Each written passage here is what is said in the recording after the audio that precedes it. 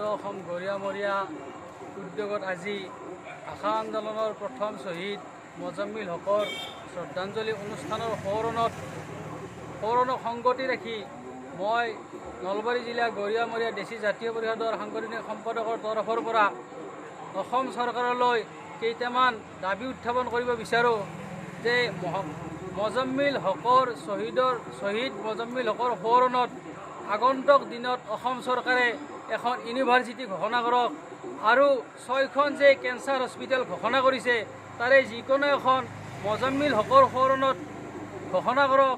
গুৱাহাটী মহানগৰীৰ যিকোনো এখন উদ্যান আৰু বা যিকোনো এটি পথ তেখেতৰ নামত, তেখেতৰ সোঁৱৰণত, তেখেতৰ স্মৃতিত ঘোষণা কৰক।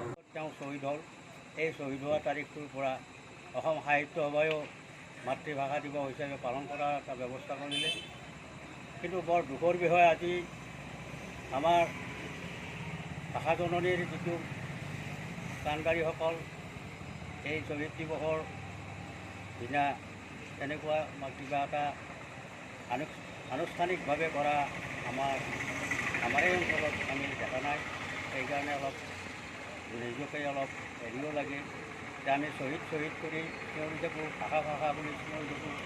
আমাৰ যিটো ভাষা জননী অসমীয়া ভাষা সাহিত্যৰ যিটো অৱস্থা আজি ইমান হেৰি হৈ গৈছে যে আমি যিখিনি সাহিত্যৰ লগত আমাৰ প্ৰাণকাৰীসকল জড়িত হৈ আছে তেখেতসকলে কিন্তু এই বিষয়ে কোনো মনোযোগ দিয়া নাই বুলি।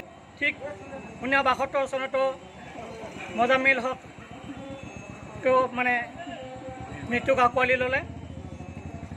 তেওঁ 8ম শ্ৰেণীত পঢ়ি থকা সময়তে সদৌ অসম ছাত্ৰ সন্থাৰ আহ্বানত মাধ্যম আন্দোলনৰ যি কাৰ্যসূচী ঘোষণা হৈছিল অসম বন্ধ 5 অক্টোবৰ 1972 চনত, সেই তাৰিখতে কাৰ্যসূচীত অংশ লৈ খাৰুপেটীয়ালৈ গৈছিল মোজাম্মিল হকৰ লগতে স্বেচ্ছাসেৱক বাহিনী।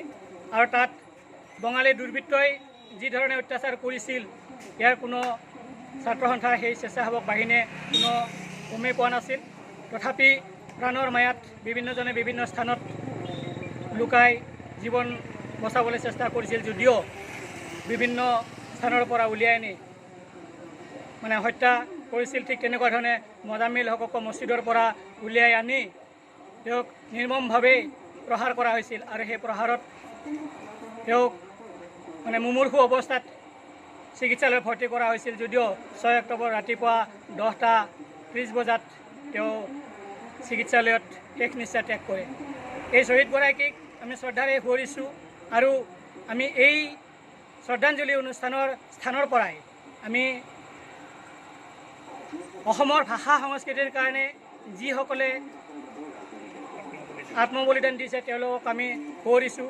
লগতে যিসকলে অসমৰ ভাষা বিদ্বেষীভাৱে অসমীয়া ভাষাটোক অসমৰ পৰা নিশেষ কৰাৰ যি অপচেষ্টা চলাই আছে তেওঁলোকক সকীয়াই দিছোঁ যে কোনো কাৰণতে যাতে এনেকুৱা ধৰণৰ ঘটনা পুনৰাবৃত্তি কৰিবলৈ তেওঁলোকে আগবাঢ়ি নাহে। আৰু যদি এনেকুৱা ধৰণৰ পুনৰ সেই একে ঘটনা ঘটাৰ কাৰণে যদি চেষ্টা কৰে তেতিয়াহ'লে সদৌ অসম গৰিয়ামৰীয়া দেশী জাতীয় পৰিষদ কোনো কালে তাত প্ৰশ্ৰয় নিদিয়ে আৰু ইয়াৰ উচিত ব্যৱস্থা লোৱাৰ কাৰণে সদায় সাজু আছে।